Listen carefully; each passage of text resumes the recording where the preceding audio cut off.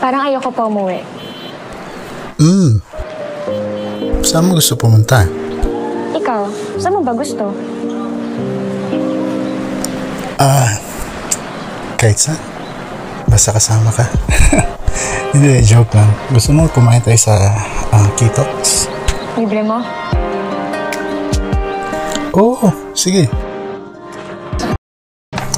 Teka nga, picture nga muna tayo. Okay. Oh. Ang cute! Ikaw din.